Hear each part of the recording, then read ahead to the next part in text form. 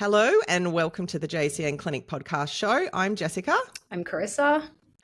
And today we are lucky to have Chantel Yates joining us, who is a naturopath, herbalist and nutritionist down in Tasmania. I say down because I'm in Victoria, but from Tasmania. Thanks for joining us, Chantel. Hi, Jess and Carissa. Thanks so much for having me. Yeah, we are down. We are down. You're down from everywhere, right? We are down from everywhere. And I'm in the southern part of Tasmania, so I'm even down from the northern part of Tassie. Ooh. How is it there at the moment? How's the weather? I feel like some listeners might be like, Jessica, are you seriously going to talk about the weather? But I'm asking because I'm curious. What's it like down there right now? Yeah, well, look, the tourism in Tassie is definitely promoting the winter holiday in Tasmania at the moment. So if you're keen for a holiday, it's all about the bracing ocean plunges and things like that down in Tassie. So the sun's out today. I had to close my blinds because it's intense when the sun's out down here. So it's really hot when the sun's out, or I think it's hot. The Queenslanders wouldn't. Chris would die. But freezing we're up in also Brisbane. starting to get a lot of rain, and there was frost as well yesterday, I noticed. Like, what's an average temperature? At the moment? So I think today's 16 degrees. Okay. Yeah, that's sort of similar to here. Yeah. Okay. Yeah. I thought it might have been my husband's from Invercargill, like the bottom of the South Island in New Zealand. So I'm often kind of comparing that's a bit further the south, two together, but it's a bit further down and pretty horrible place. Yeah, we've got our, what do they call them? The Tassie tuxedo, the puffer jacket. We've all got our puffer Oh, jackets. love it. Hey, how cool are those? I promise listeners will get in a moment, but how cool are those Tasmanian ads? Yeah, as far as like tourism. Sorry, that's the word I'm looking for. Like, I love that one. I don't know if you've seen it, Rissy, of the guy trying to run into the ocean, and then in that last one that he just runs in and just jumps in as like all embracing that cold weather. Have you seen it? You haven't? Yeah, it's awesome. Hey, I've seen some of the tourism stuff. They're definitely trying to get people down here in winter at the moment, and it's pretty fresh. Yeah, that's what they're marketing is the freshness. Yes. I came down to Tassie in January last year, and we were just in the northern end, like the top near Launceston and that sort of space. And I personally came down in summer because I was like, I'm not good with cold. I'm such a little Queenslander sun bunny. I'd live in Cairns or Darwin happily. And we just got this cold snap. Well, you guys got this cold snap while we were down there, and it was like 16 degrees during the day, and this cloud just covered the entire of Tasmania. Classic. Just sat over Tassie while you were here on holidays and then went away. I was literally screenshotting it to people. I'm like, you can't even see Tasmania. Knew you were there. It was beautiful. I'm definitely going to come back. And I absolutely loved it. But yeah, it was just everyone was just laughing there. Like, of course, in the middle of summer, you get a cold snap with these Arctic winds or whatever it is that comes up from even down south further. And it has to, it was just hilarious because everyone knows how much I freeze. Like, I'm complaining about Brisbane weather already. I had a heater under my desk yesterday to keep my toes warm. Okay. Yeah. Sorry, guys. I'm like, yeah, no, all good. People don't really come to Tassie for the weather. No. Well, today we're going to be talking about the vaginal microbiome, but specifically in peri and menopause. We have done an episode before, just like a broad one on the vaginal microbiome. It was quite a while ago that Carissa and I did that. So I'll make sure I pop that in the show notes for listeners, but this is more of a deep dive into the peri-menopause space. I just realized the email I sent you guys about that, I spelled menopause wrong, so sorry about that. That is typical. Notice. neither did I. It's a tricky one. Menopause. Yeah. Nice. Okay. So Chantel has joined us to share all her knowledge in this area. So I'm really excited to talk about this topic and hear everything she has to say. So before we dive in, for our listeners, can you, Chantel, just tell them a little bit more about you, your background, and some of maybe your passion areas with practice too? Yeah, sure. So I don't actually get to talk about this very often or as often as I'd like to. I do really love, as I was saying before the show, I do really love talking about vaginal microbiome, vaginas, and sex. It's an area I really am passionate about. But my clinical practice and my training has mostly been focused in gut and microbiome care. So that's where most of my work is. But I started out in my early days of my career, I worked as a doula. So that's when I first got curious about the vaginal microbiome, because we were looking at group B strep in that space and how to protect vaginas from group B strep and therefore protect babies from antibiotics at birth. So that's when I first started kind of getting into vaginal microbiome, and then the research started coming out about the community estate types, and that was all really awesome, fascinating area for me. So it's something I've kept tabs on, and working in the gut microbiome space, there's a lot that goes on in vaginal and urinary biomes as well.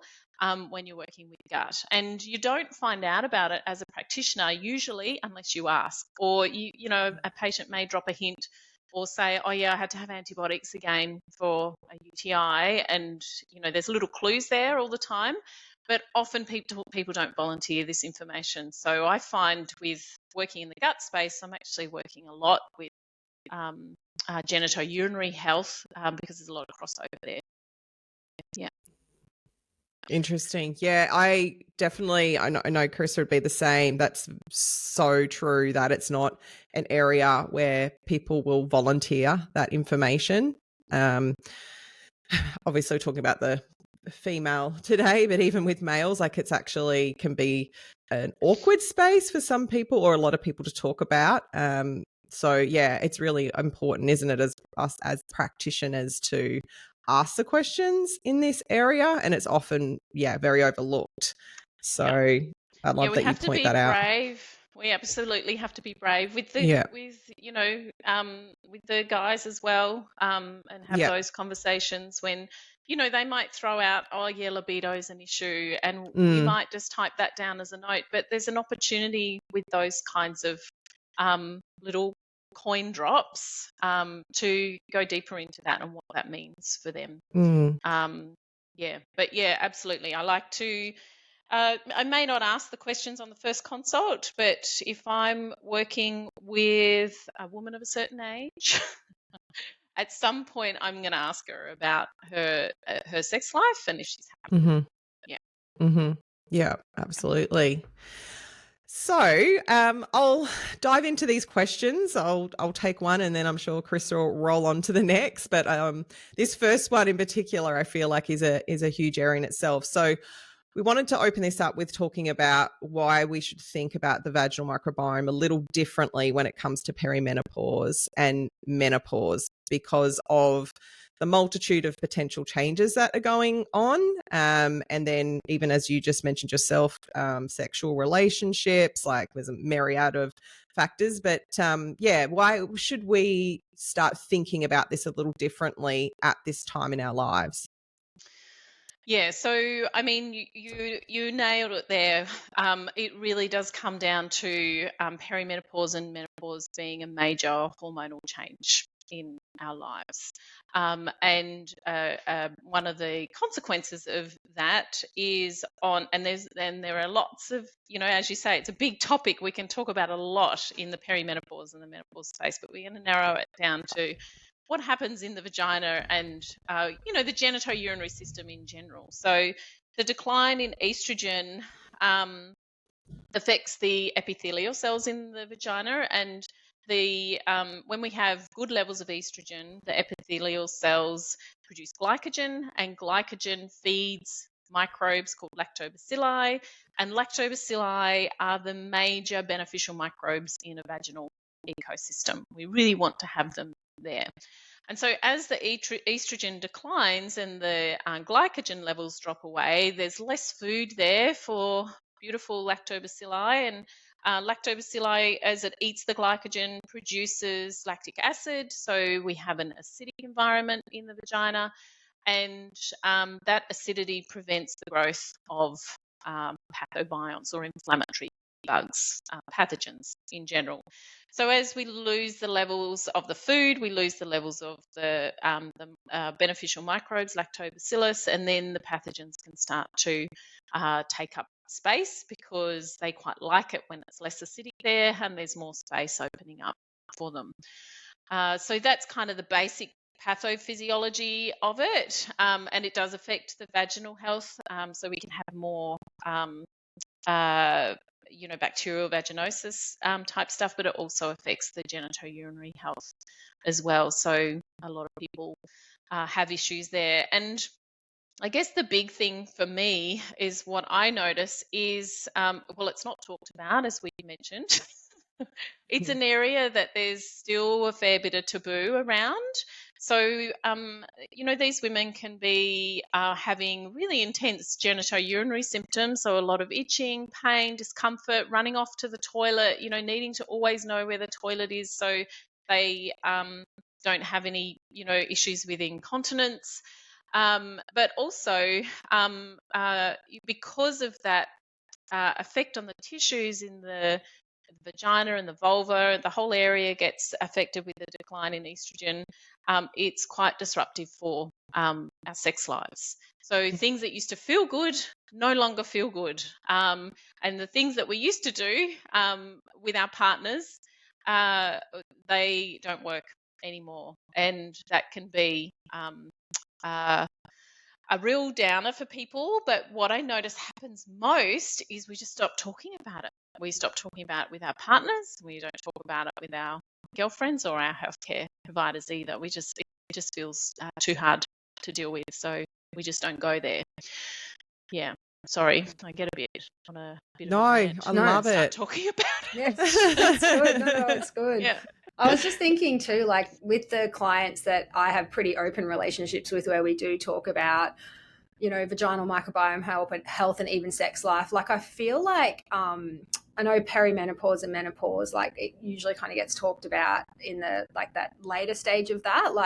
But I honestly see it in clinic for the clients that I have that relationship with, where we are talking about it, like probably from late 30s, where there's, changes in the vaginal microbiome, or just generally how women feel about sex and their vagina. And, thrush becomes a lot more of a thing, or BV becomes a lot more of a thing. And in, just the early 40s even, and then that, and obviously there's so many factors for sex for women. It's not just about, vaginal health. It's about stress. It's about so anything, you know what I mean? And we have those conversations. But yeah, I think a lot of the time too, it kind of gets put at the other end when menopause starts to kick in and the estrogen drops. But I feel like for a lot of women that I talk to, and again, it's not my big area of treating because I work a lot with the gut and the hormones, but not so much, the vagina space.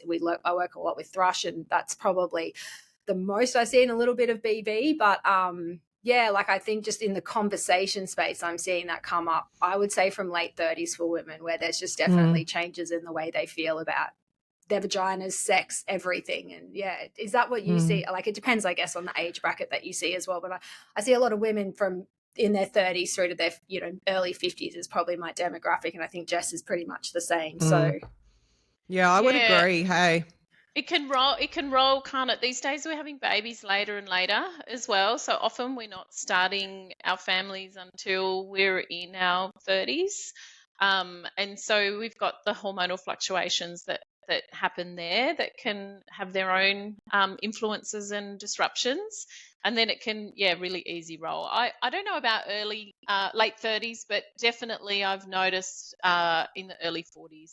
And, like that's one of the things I'm passionate about, is like plan for this. Yeah. Plan for menopause. Because if you get started in your 30s on, supporting your hormones, you'll have a much smoother roll once they do start to decline. Yeah. So true. I love that you brought that up about, obviously there's the actual changes in the vaginal microbiome that can be associated with actual, whether it's like some form of infection or dysbiosis that we'll obviously get into, but actually just the hormonal changes that are affecting that mucosal integrity of the vaginal like of the vagina lining, and then consequently that, like, I agree that sort of like early 40s even onwards, I'm seeing a lot of clients there having more of an issue with dryness. Like, it's not that they're always having some other factor going on, it's more of that dryness, but then again that feeling uncomfortable to talk about that unless you approach them about that as a question and make it a safe environment. But hopefully, as always, like, talking about this more openly gets women thinking about it instead of maybe just always accepting, like, this is like, we can't roll back the time. We can't like make menopause not happen, but are there things that we can do to make their sex lives more comfortable, understanding like what's essentially normal, what to expect, like what we can do to make things, less of a rocky transition. Because I'm like you, I get really passionate about that, where I can see that women are just feeling so uncomfortable to even have that discussion. And I feel like there's even a taboo with women in this age bracket even talking about sex. Like, it's like women, once they get past a certain age, you know, sex is for the young women who we see on TV. They look a certain way, they're the ones having sex. Like, no one over the age of 40 or 50 is having sex, because that's just weird and abnormal, and we don't want to think about it. So I feel like women can internalize that about themselves too, and then also feel awkward having that conversation. So I think it's really important just to talk about it openly. And I love, this is a weird tangent, I'm going to throw it out. That's why I love shows like And Just Like That, which is a follow on from Sex and the City, that is women in their 50s being sexual, having relationships, enjoying sexual relationships. I think that is important to have for women to feel more open to talk about sex. Yeah, nice. Yeah. Yeah, great. I haven't seen that, but I'll put that on my list, on my watch list. Oh, yeah. Jess was all over it. I was. Because she was such a Sex in the City girl. Sorry, guys. I just had to jump out. We've just got some stuff happening in the background in my life at the moment, so sorry about that. I was just going to say, too, I feel like now, and sorry if you guys did cover this when I jumped out before, I do feel like now that the space is opening up for conversation a bit, and there is, you know, all these female products coming on the market, and obviously that I do think slowly it's becoming a space where women feel more comfortable talking about it. But again, it's just allowing it to happen too. So yeah, I went for a walk with my husband this morning, and he was celebrating. He's like, "Oh, you'll like this." Well, I was watching Binge with our child this week, and an ad came on about a product for the vaginal microbiome. Like, I've never seen that on commercial TV before, on ads. It's like, isn't that great? I'm like, yeah, it is great. What was it? He's like, oh, I don't know. I can't remember. But it was an ad. It's interesting. It is definitely, the word is getting out at the moment, and the research is slowly catching up. Very slowly. Of research has certainly been a spotlight shone on that, and I think people are stepping into the research space as well, which is great. Finally, absolutely. Okay, what are some of the common infections and inflammatory conditions you see more of with respect to the age bracket that we're talking about?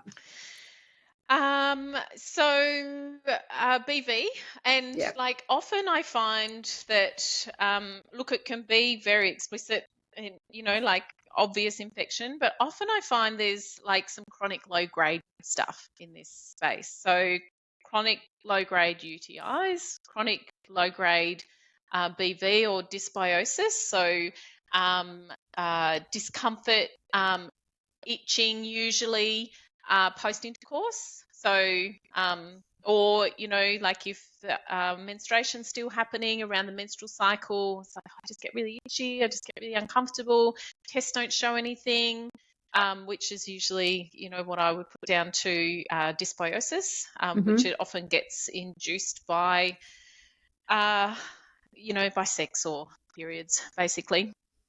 And I see a lot of lichen sclerosis as well. So, and that's something that a lot of people are unaware of, and they think they have thrush and are getting a recurrence of vulvovaginal candidiasis, but it's actually an autoimmune condition. And it's usually itching that it starts with, and it can be around the vulva, but it can also be around the perianal area as well. So unless you get it looked at, or you're comfortable looking yourself and seeing what's going on down there, people often just go and get a thrush treatment and try and get rid of it with that, and it usually doesn't work.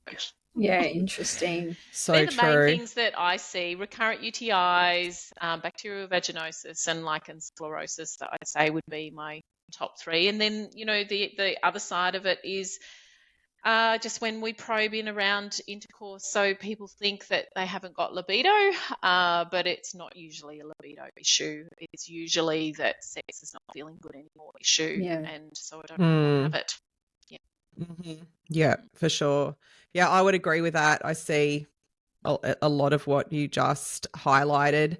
Absolutely. And particularly, I think there's a really big subset, again, just due to lack of knowledge, where women have discomfort, or they have a bit of itching or aggravation. And because there's not much education in this area, they're like, oh, I've got thrush. So they take themselves off to the pharmacy. They don't even go to the doctor. And they're obviously just doing those treatments on themselves and wondering why they're not getting better. Or maybe they do even go to a GP, and a GP just puts them on antibiotics. So it's like this vicious cycle where the underlying problem isn't really being treated. And I would say I see a lot of just general dysbiosis for sure, where women are like, I've got thrush. And I'm like, I don't know about that. Let's test, let's see. And so often it's just, dysbiosis. Again sort of proves where it's important to like understand what's going on so you can treat it effectively. Yeah, that's right. And I guess I would be remiss if we didn't mention GSM as well, so the genitourinary symptoms of menopause. So that's really characterised. You were touched on that before, Jess, around vaginal dryness, but there can be quite a lot of discomfort, and even to the point where tissues are, breaking open, and lots of really awful stuff that goes on in that I've had space. clients with that when they've talked about it. And again, it's not 100% my area, but just when they've talked about it and just the pain that's associated with just even those little micro tears, and just cross your legs when you're having the conversations, because you're like, oh wow, that's right. It's intense, and like for some people it's like blood in the undies intense, that's nothing to do with their period. That's really I don't see a lot of that, but that's something we all need to have on our radar, because there are people out there who are suffering with this, because it's quite brutal, that you really need us to gently enter into that conversation with them so that they can get the help they need, and they can get help. You don't have to put up with for it. sure. For sure. Absolutely. I think there's also just that, to go back to the hormones, just the fact that particularly later in peri and menopause with estrogen, and just the integrity of the tissue, like just even like the vulva itself, and just it's not going to have the same integrity that it had when we were younger. So like that area is going to be a lot more sensitive. Even just back to again how like that area is treated, and like maybe things that you were doing in the past that you've got to be more conscious of now, and just being a little bit more aware of that tissue, not being that same level of, also having that same sort of level of elasticity. That's right. Yeah, like this is a really great example for the listeners of a really simple intervention that made the world of difference, which was one of my patients. We just switched to a hypoallergenic toilet paper. And she thought there was so much going on down there that she thought she had cancer. Yeah. Wow. She was like, it's like really abrasive, it's really rough. And she's changed toilet papers and it went away. Yeah. Yeah. She That's had all the fascinating. investigations as well to make sure it wasn't anything more serious, but it was as simple as switching toilet papers. Yeah. I'm not saying that's going to be the answer for everybody, but for some people, that's all it is, that we're using products that are harsh on that really delicate tissue that does become thin and more delicate. And we might be wiping too hard, but we also might be using products that are harsher as well. I had a client a couple of years ago, you just made me think of it, and she got diagnosed with it was some sort of STI or something like that. I can't quite remember. It was like probably 6, 7, maybe even 8 years ago. The doctor just diagnosed it, not doing a blood test or anything like that. And it actually just turned out, because when she was popping her tampon in, she just wasn't using like a more organics, soft cotton. She was using just a standard just your standard. I can't remember, like Libra. I can't remember all the brands, but she was just, and so it was just causing an abrasion when she was popping it in the back, and so she had just torn and aggravated the skin every time she was popping a tampon in. And I think it had something to do, I don't know, just with the size she was using. She didn't need one that big, and she just obviously had a bit of dryness. So she'd basically gone through all the stress, the poor thing, of getting diagnosed with this STI or STD. They told her she had it. Turns out it wasn't that, because when they actually run the bloods, it was literally she just needed to change her tampon, like use something. And we talked around just maybe like using just a little bit of a natural oil to help her insert. She didn't want to use pads, but it literally just made me think of that story. And I was like, well, and just I remember the stress that caused her, too, just because she's like, but because she had a partner at the time. It was an epic thing, but it literally just came down to the products that she was using. So, yeah, they can be pretty harsh. Yeah, so true. Actually, we share all the stories on this one today. I had that happen to me in the last sort of 6 months or so, because I always buy the same is it Cotton, that brand? I'm sure it's cotton. Anyway, I've always used them. Like, I really, really like them, and I couldn't get them, and I bought a different brand, and it was called like Organics. I don't know, like I fell for the packaging, okay? I was like, oh, it's organic, it'll be fine. And these things like were monstrous, but I didn't really clock it. Like, I just opened it up and went to put it in, and oh my God. Ouch. It hurt. So I didn't really think about it. Like, I just went to put it in, and it was like being ripped in half. It was horrible. And it was just a really potent experience of just like, you need to think about like what is like the best products to be using that suit you for where you're at in your cycle and what type of flow. But I could see how if I wasn't aware of that, I could just keep, as you were just talking to your client, Missy, like just keep using them, thinking that's just like the way that they are. But it was, they were horrible. I just threw them out. So Vagina nice stories. Yeah. I have more. So many. Yeah, we all do. Several. We've got lots. Yes. So I feel like we've covered most of this just naturally, but just in case any other symptoms that women may be experiencing, especially in this age bracket we're talking about with peri and menopause, that are signs of imbalances with their vaginal microbiome. Anything else that maybe we need to add to the list? Things that aren't normal, you mean? Yeah, just things. So as a woman in this age bracket, like things that might be happening and occurring. And again, I feel like we've touched on a lot of that as far as some of those symptoms go, that a woman, we're sort of flagging and going, no, that's not normal. Like, these are things like whether it's from obviously like the integrity of the vagina itself, itching, burning, these sorts of things. Yeah, I think most women know what's not normal for them, but smelly or a weird coloured discharge, or even just excessive discharge, discomfort with urination, pain on urination, or frequent urination, nighttime urination. Or, it can be normal to get up once in the night if we're not monitoring our bedtime fluids, but we shouldn't be getting up multiple times a night to pee in the night. And sex should not be uncomfortable. And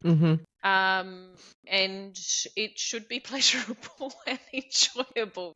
So that as well. And, getting any kind of smell or discharge or itching or discomfort after sex also, that's not normal. And you can do things to protect yourself against that. And around your period as well, if you're getting, after your period, you're getting frequent infections, then that's not normal as well. And it can be to do just with, the period itself, which changes the pH, but it can also be to do with the products, as you were saying, and sometimes it can be like if you're using a menstrual cup and it's not sterilized properly or something like that. Yeah. For sure. Wonderful. And just you brought up about women's sex lives again there.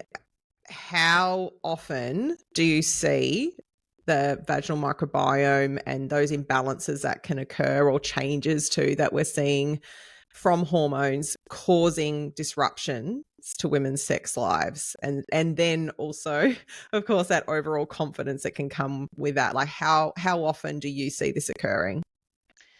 It occurs a lot. Look, it's pretty normal for us to become dysbiotic as we age. So as the hormones start to decline, both in the gut and the vagina, there's studies out there that show that the good bugs start to drop away, and then we're more susceptible to pathobionts or inflammatory microbes overgrowing. So in this age bracket, I actually see it a lot if I ask the questions. And I would say most of my patients who are this age have some kind of dysbiosis going on in their vagina, just due to the estrogen decline. If they're on MHT, so the hormonal therapies, it's less. I see it less because the estrogens through the hormonal therapies can bolster the ecosystem as well. And even just using hormonal therapies topically, so estrogen pessary and things like that reduces it a lot as well. But if there's no hormonal therapies, we can impact it with herbs and natural supplements as well. But I find, the degree to which the hormones influence this in our bodies is extremely strong. So it's difficult to get there with herbs if things get quite severe. Do you see that, Rissy, for yourself, because you deal a lot with hormones? Like, do you find if your clients are talking to you about this, that if you're working more so just with their hormones directly, that it will have some level of effect, or do you feel like not so much? It honestly depends on the client. Like, I'm thinking about some clients where I've worked with their hormones and I've literally cleared up their vaginal microbiome, and it's been amazing, and maybe done like a little bit of, lactobacilli pessary work or something like that, but it literally has sorted it out. But chatting to you now, Chantel, I'm like, I'm thinking of definitely a few clients even just currently, some of the things you've said straight away have triggered things for me with them, that the work we're doing, I've got so much right for them, but they've still got what I'm now thinking is probably low-grade BV that hasn't been picked up on a swab, because they've just got this recurrent, thing that comes. It is cycle situation, not the right word, but cycle influence. But we've got so much right in that space, but there's still stuff going on there. And no matter what we're doing with herbs and supplements, it's not doing enough. I think we can have a bigger influence when we're younger and we are still strongly hormonally cycling. But yeah, when we get to this perimenopause and menopausal space where the estrogen decline can be so dramatic and so severe, I find for some it can be difficult to give the level of comfort that I want for my patients just with my naturopathic treatments alone.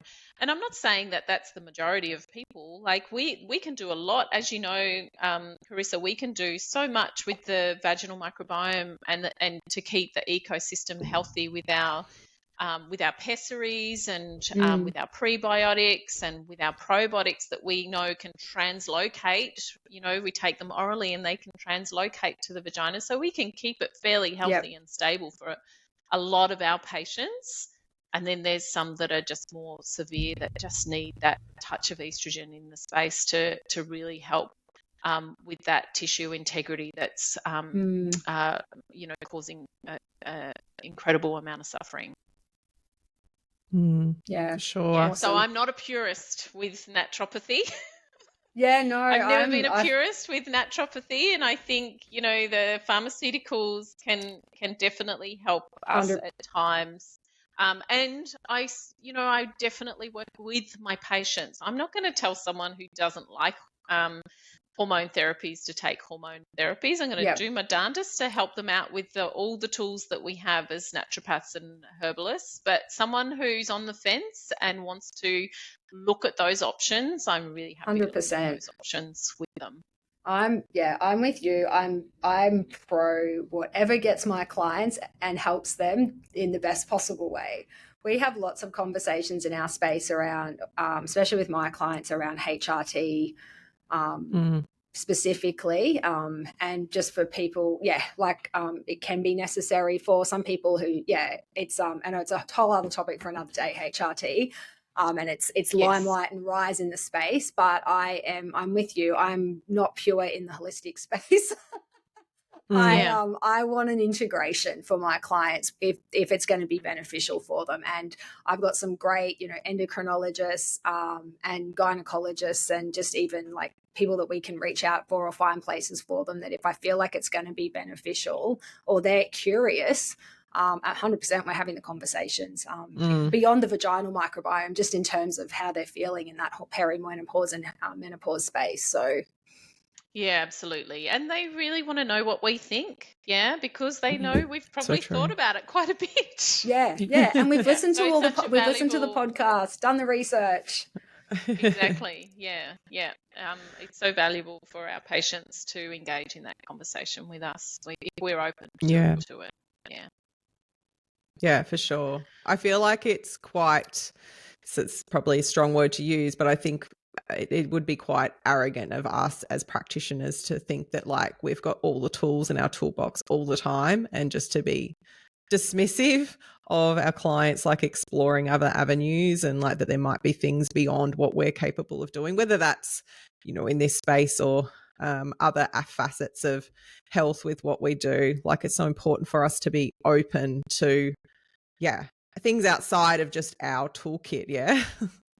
Yes. And, like the more severe patients that I've seen, or the patients I've seen with more severe symptoms, it hasn't just been one or the other that has helped them. It has been, as you say, it's been, the whole toolkit that we know. All these tools are available to us at this time.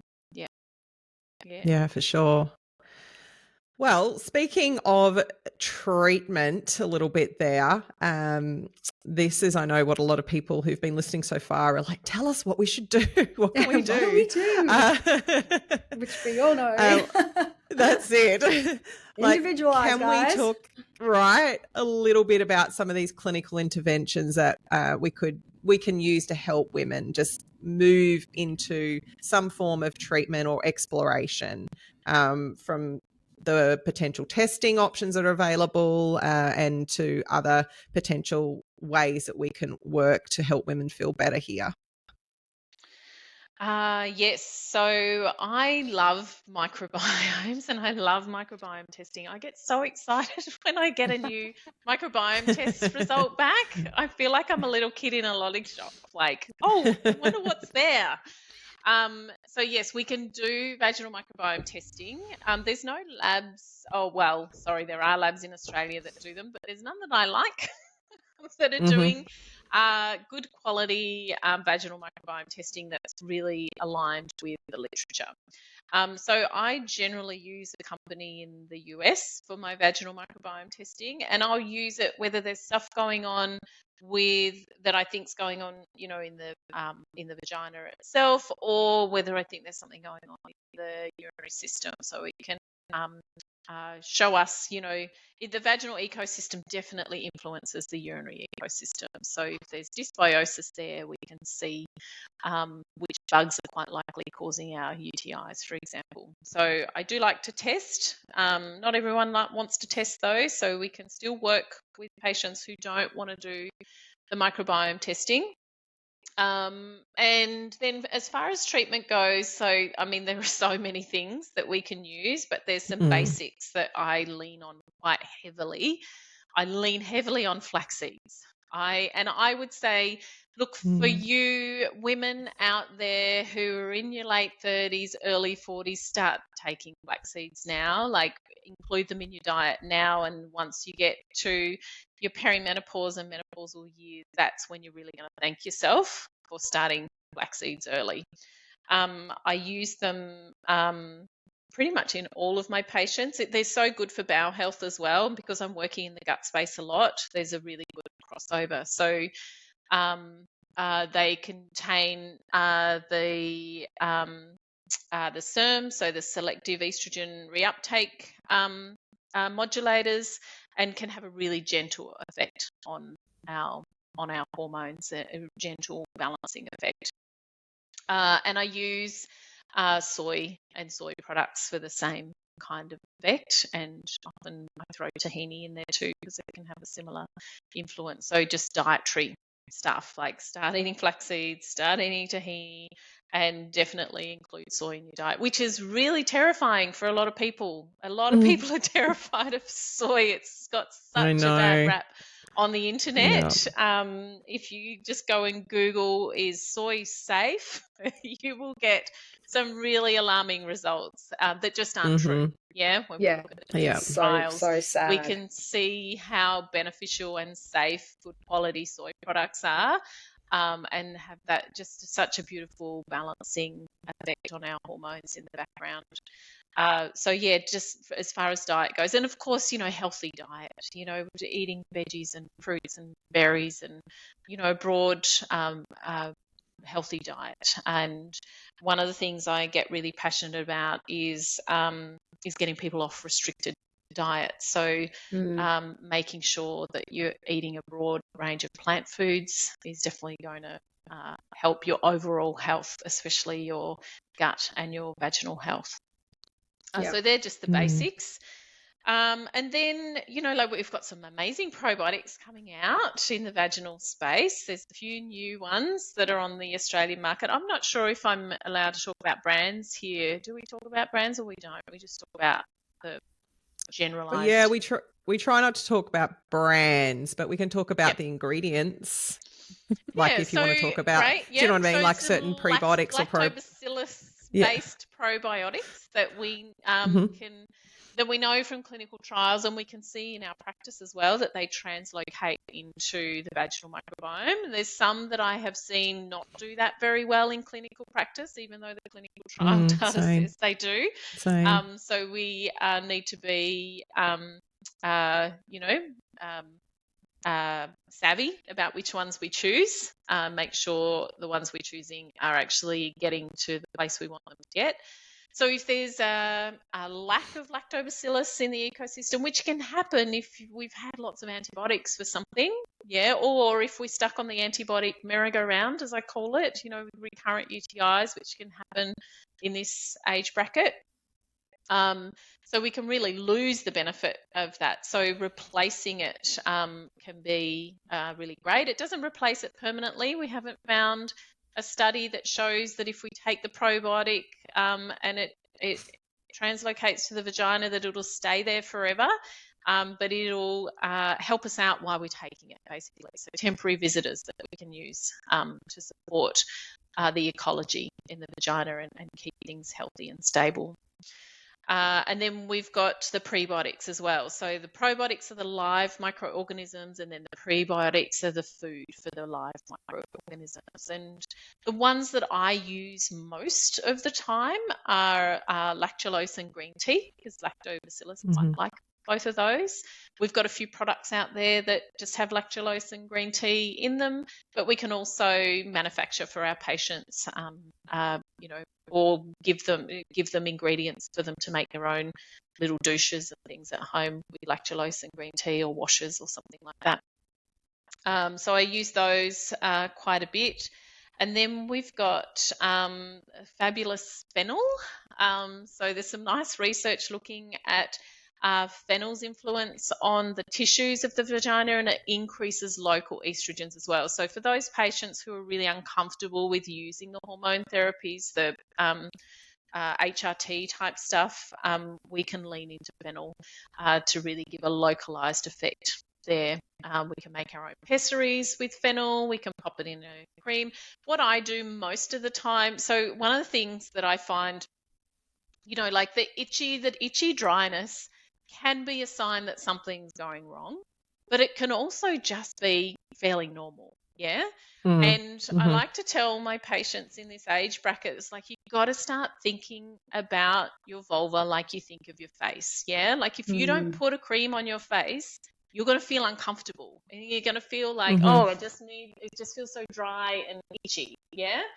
And so a lot of the time, the simplest intervention is just getting a nice cream for your vulva. Mine's usually like calendula based, and I'll add some lactulose, a little bit of lactulose, so a bit of prebiotic there for the lactobacilli. I might add green tea, but not always.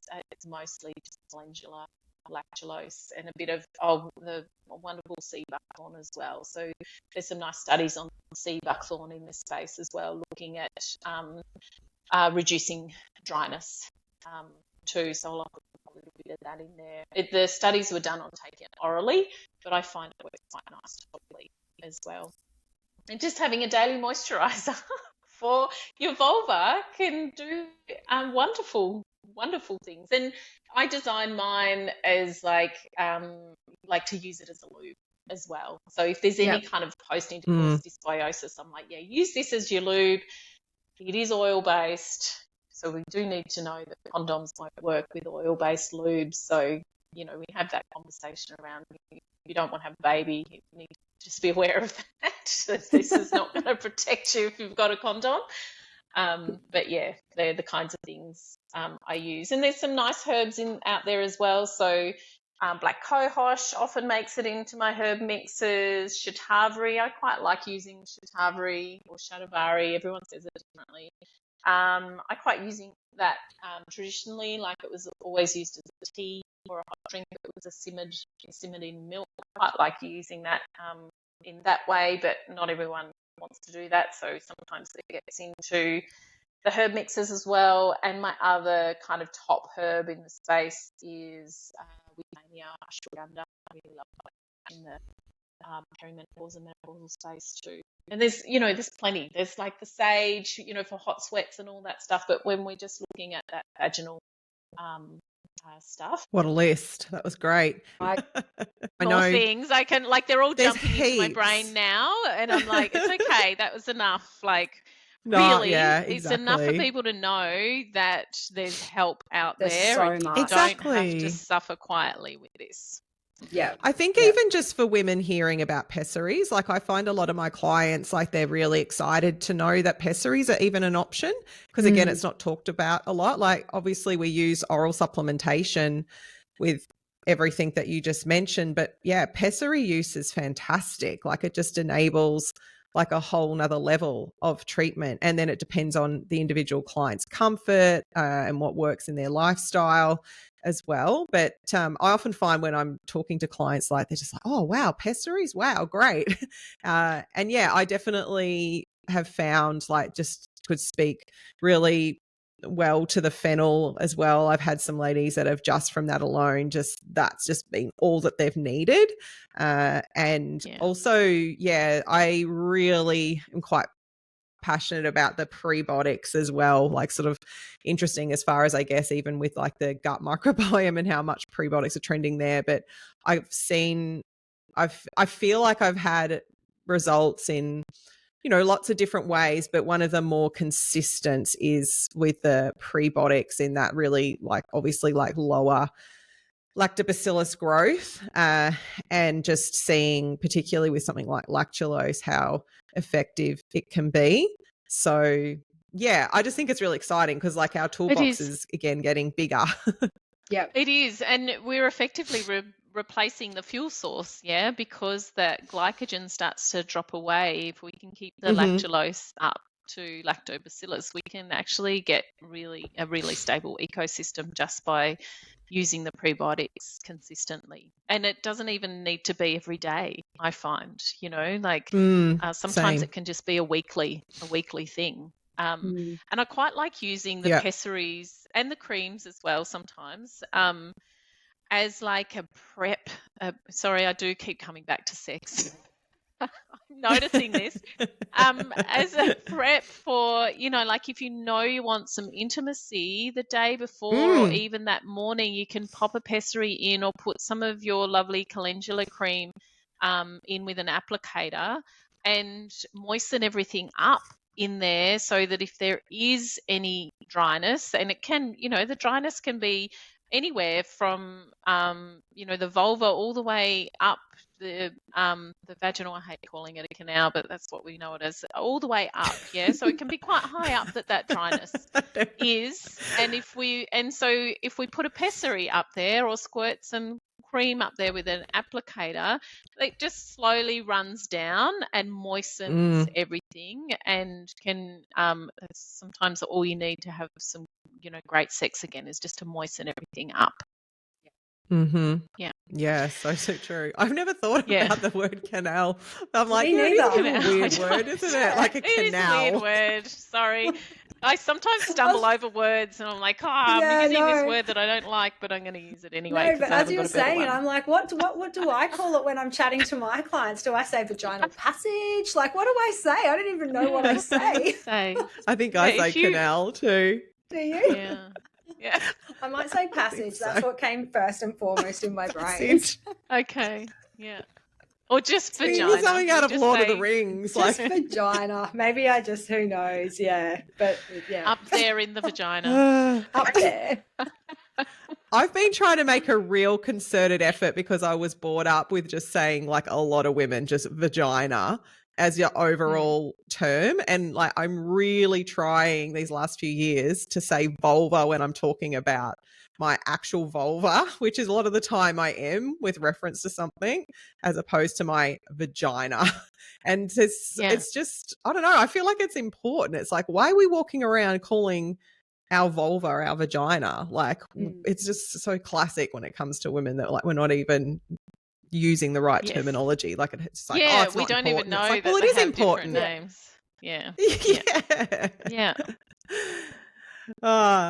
Well, I wanted to wrap it up by asking, and maybe you've already alluded to this, but if there was one message that you could get out to women in this age bracket, particularly if they're having issues, what would that be?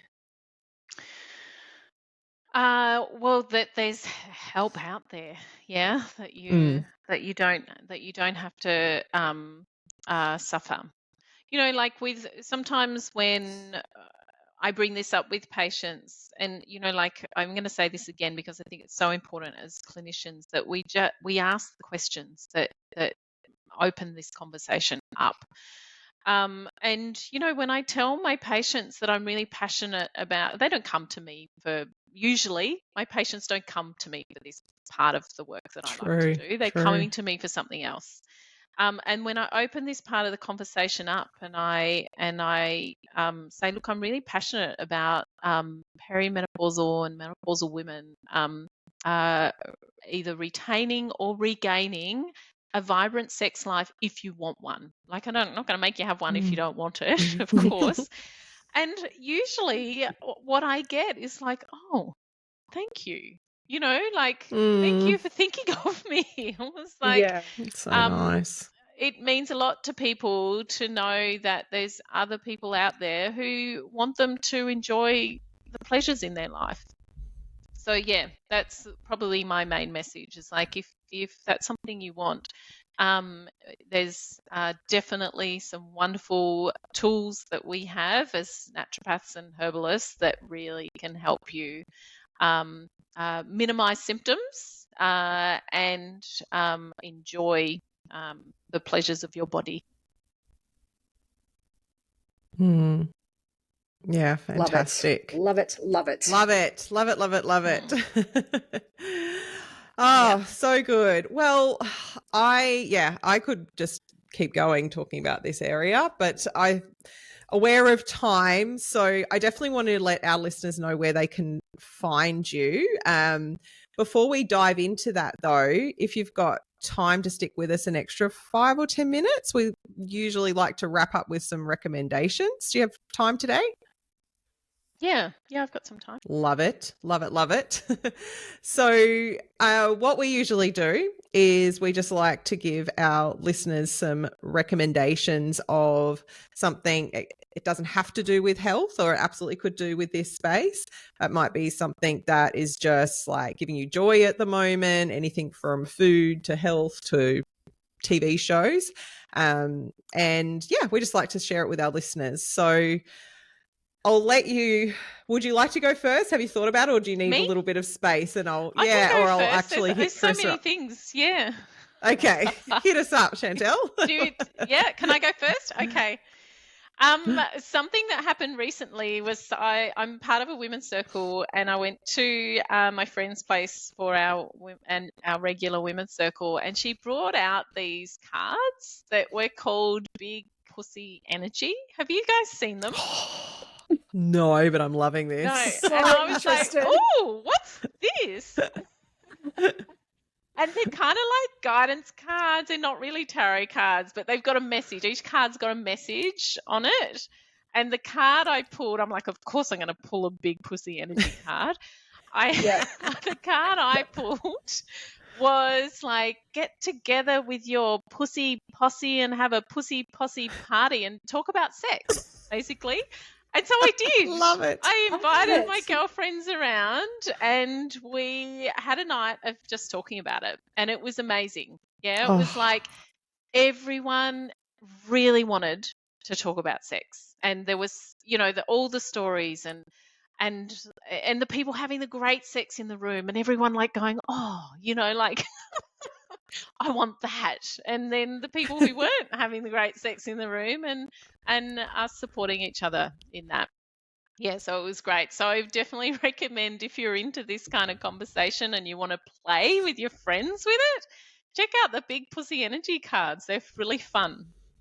God, I love that. Is so cool. It suits this chat so perfectly too. Nice. Could not be more aligned.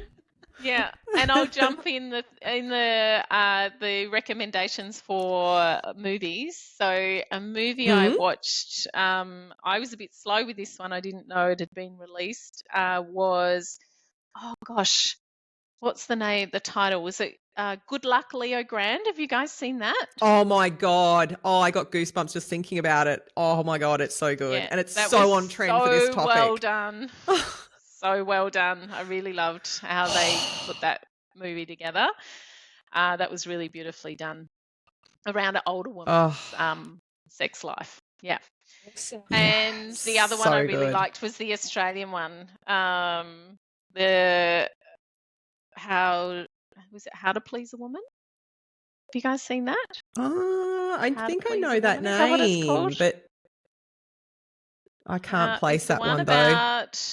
Hang on, I'll just have a look. I think that's the one. Have you seen Leo Grand's recipe? That one, How to Please a Woman. Watch that. It's a very funny Australian film about a woman who starts a business, the men come to the women's home and clean their houses, and then can give them a happy ending if they want to. Oh, what a hoot. Actually, I feel like there's I lots may of have like seen it. interviewing of you should watch it. It's really, really funny. And there's a lot of interviewing women about what they want when they're like choosing this service, and that's the bit I like about it. Is the women I have talking seen about. that movie. It's an Aussie Yeah. film. It's been around for a little while. Hey, like easily maybe 12 months or so. Oh, yeah, a think few if it's the years one I think it's been around. Yeah, I've seen it and it is gold. It was absolute gold. Yeah, I it's know a that one. hoot. Yeah. Yeah, it was absolutely. Mick walked in a few times when I watched. He's like, "What the fuck are you watching? This is so good." Yeah, I try to get my husband to watch those movies with me, and he's like, "No, sorry." Yeah, okay. The other thing, sorry, I've got one more recommendation. Now, I'm loving this. It's a little bit out there, but this was really, really great for me when I was, I'm always exploring my sexuality, but I went through a period a couple of years back of, because I'm going through perimenopause now, and things are changing in my body and things weren't going the way that they used to go. And so I started opening up an exploration, and I listened to this podcast by a couple of Kiwis, and it's called Sex Life or Sex.life. And this sexologist, this Kiwi, I forget her name. I'm sorry, I'm terrible at remembering names. This Kiwi sexologist, the first series, she goes off to a sex school in rural New Zealand and just does a day-by-day, blow-by-blow account of what happens in this sex school in New Zealand. It's extremely entertaining. It's quite funny, a little bit alarming at times. It's like, whoa, they did what? Yep. But she sprinkles her sexology teaching and wisdom throughout the podcast. So it's very entertaining, and you don't have to go off to a New Zealand sex school to get the benefits of the teaching. But the little teachings that come through are really amazing. And one of the things that it prompted me to do, I'm going to tell you more about my personal life now, is I had never, up until the last year or so, I'd never owned a piece of lingerie. And because of the way she framed it, I'm like, I'm going to get myself a piece of lingerie. And she was like, it's not about him or your partner. Yeah. The piece of lingerie is not for them. It's for you to feel sexy in your body and to prepare yourself for the encounter. And that has been gold for me. Like that, for me now, sex isn't something that happens on a whim, because my body can't do that anymore. I have to prepare for it. And wearing some lingerie for the day is a great way for me to feel amazing in my body and start juicing up. Sorry, I'm going quite explicit. No, it's so true. There's a lady, I can't remember her name, on Instagram. I follow her, and she is she's big in that space as well, and she is definitely postmenopausal. She's got her partner on there a lot, and she is big on the lingerie space as well. Like that's one thing she's like, this is for you girls, like dress up, like enjoy this. And obviously like she's very, very open in the sex space. And the things that I can't remember her name on Instagram, but that is one of her. I would really like her.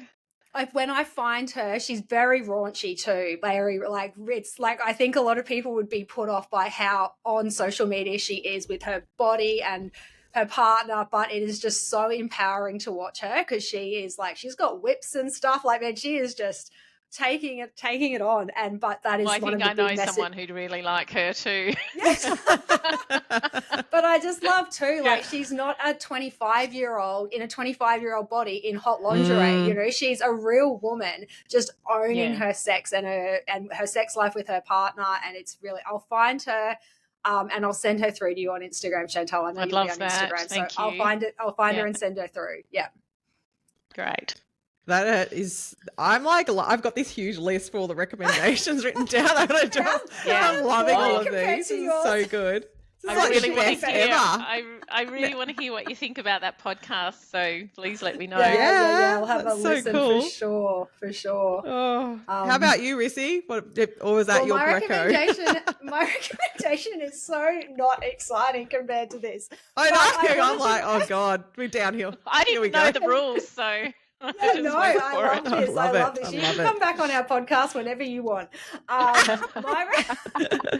My recommendation, actually, I did do this on purpose because I knew you were from Tasmania, because I jumped on your website and had a look at you, obviously, before jumping on with the podcast. And I wasn't sure where in Tasmania you lived. However, I read a book a couple of months ago called King of the Wilderness by Denny King, or by Denny King, King of the Wilderness. And it's a biography, so not an autobiography, of a guy. I don't know if you've heard of it. He lived in the southwest of Tasmania, and he was one of the first people, like, just lived in this little remote hut, and it's his story. And I absolutely just loved this book. Like, he was born, I think, in the 30s or 40s. He passed away in the late 90s, I think, or early 2000s. And anyway, he opened up a lot of the hiking trails. He was, I don't know. Anyway, that is my recommendation. I'm a big autobiography reader. I love people's life stories. But I thought, because you're from Tassie, I'm like, I read this book recently. If you haven't read it, I highly recommend reading it if you just love people's stories of the bush in Tassie and all of that. But his story is just incredible. So I don't know if you've heard of it, but yeah, that's my recommendation. Danny King is a Tassie legend. I have definitely heard of him, and I've been in his hut down at Melaleuca in the Southwest Wilderness, which you can only walk to for about 5 days, get a boat to, or catch a plane to. Cool. But I haven't read the book, so thank you. I'm definitely going to read that. Yeah, the book is, my mum and grandma are both from Tassie. So it ended up, when my grandma passed away a couple of years ago, it just ended up amongst some of her things, and it ended up at my mum's place, and I picked it up, and I said to my mum, like, have you read this? And she's like, no, but grandma loved it. She's just one of those books she never got rid of. So obviously, I ended up reading it, but it's such a beautiful life story. And he was just, I highly recommend it. So thank you. Yeah, cool. Okay, well, I've got 2. I'm actually going to go back to what I was saying earlier, because I think it's appropriate, and it's coming out, is and Just Like That new season is dropping very, very soon. And it's so pertinent to this conversation. Chris is like, Jesus Christ, Jessica. But it's all, as I said, it's all about women in their 50s plus, like, living their best lives, exploring their sexuality, being confident in their sexuality, whether they're hetero, bi, gay. Like, it's a beautiful show. Yes, it's corny at points, but I just think it's really important TV, and just really good culturally for us to be seeing as women. The other is, and I'm going to tell I'm going to share a story with this. I'm just going to regret it afterwards. The other is to get a pap smear and make sure you stick on top of them, because I'm really bad at this. And I think, again, with everything we're talking about, like just your regular pap smears, for us as females, it's so often we're putting ourselves at the bottom of the pile, like, get that done soon. And it's everyone else first, is just to be on top of this. My funny story around this is that I went and got a pap smear this week, and I was feeling quite chuffed with myself, because I knew I had to get it, and I think it had been it's probably been a few months since I got the first text telling me, but the fact I actually got around to doing it within a few months is big for me. So I went and got my pap smear, and we're having a bit of a chat, and then at the end she's like, Jessica, do you think you've got a bit of vitiligo? And I'm like, oh, no, I don't think no. And for those listeners, vitiligo is when you get a change in color in your skin. It often presents in white patches. It's an autoimmune condition. Never had any signs of anything like that before. And I was like, no, I really don't think so. She's like, I'll just get the mirror and I'll show you. So she's like, are you all right with that if I give you the mirror? Which is interesting, again, with this topic. Like, she asked me if I was okay to get a mirror and look at my own vagina / vulva. So I'm like, yeah, that's fine. So I get a mirror and she puts it there and she's like, see here? And she's like, right around the outside of the crease just where it like meets my leg. It's like these white streaks, and I cracked up and I'm like, oh no. So I do a lot of running, and lately I've had some really serious chafing issues, which I haven't had before, all around that outside area. And like it started to heal, but like all the skin, it's like a stripe. It's like a lot darker than it should be. But because it's healing, my skin looks really dark, and then the normal skin looks really white next to it. I'm like, oh no, that's just me. A combination of really bad chafing. And I did a self-home wax, and I ripped off some skin with some like waxing pot that was like not hot enough. She's like, oh, okay, that makes sense. And I was like, oh, Jesus Christ. Yeah. But anyway, the recommendation was to get the pap smear. Get the pap smear. Don't home wax. Yeah. And if you're going to run a lot, telling a story. If you're running a lot, make sure you lube up lots and keep reapplying. And make sure your wax, if you're going to wax, is hot enough and doesn't go cold, and then rip off bits of skin. Yeah. Yeah, thank you. I've actually got one of the home pap smear kits sitting in my room that's been there for a few months, that I was looking at this morning going, I must do that, and I still haven't done it. So thank you. I'm going to take that as your reminder to do that. Sign from the universe. Yeah. Thank you. Oh, well, this has been a pleasure, an absolute pleasure, Chantel. And yeah, we would love to have you back for sure. But can you tell our listeners where they can find you, website, socials? What's the best way for people to get in contact with you? Yeah, the easiest way to find me, my website, is just to Google my name, Chantel Yates, but that's my website address, chantelyates.com.au, I think. And I'm on Instagram. Again, it's just my name. I think it's Chantel Yates Naturopath on Instagram.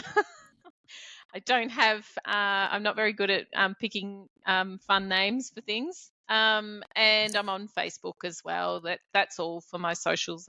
That's all I can manage. Yep, that's fair. Yeah. We understand. And I can only do both. I can only do both Instagram and Facebook because they, they do it themselves. Connected. Yeah, they link. So I can manage one. We understand. We are here alongside you. Totally get it. No, it's been an absolute pleasure, and really appreciate you sharing your knowledge with our listeners and just, your obvious passion in this area, and just sharing like your own experiences as well. I just think it's so important for other women to hear these conversations, and I'm sure we'll get lots of positive feedback about that. So thanks again for joining us. Thanks so much for having me. It was so much fun. As I said, I love talking about vaginas and sex, so it's been a great morning for me. Lovely. Yes, listeners, you can find all the details in our show notes. So I'll put all of the links to Chantel in there, and our extensive recommendation list as well. So you can head there to hopefully make that nice and easy. But thanks for joining us, and we'll catch you next time. Great. Thank you, Chantel. Bye.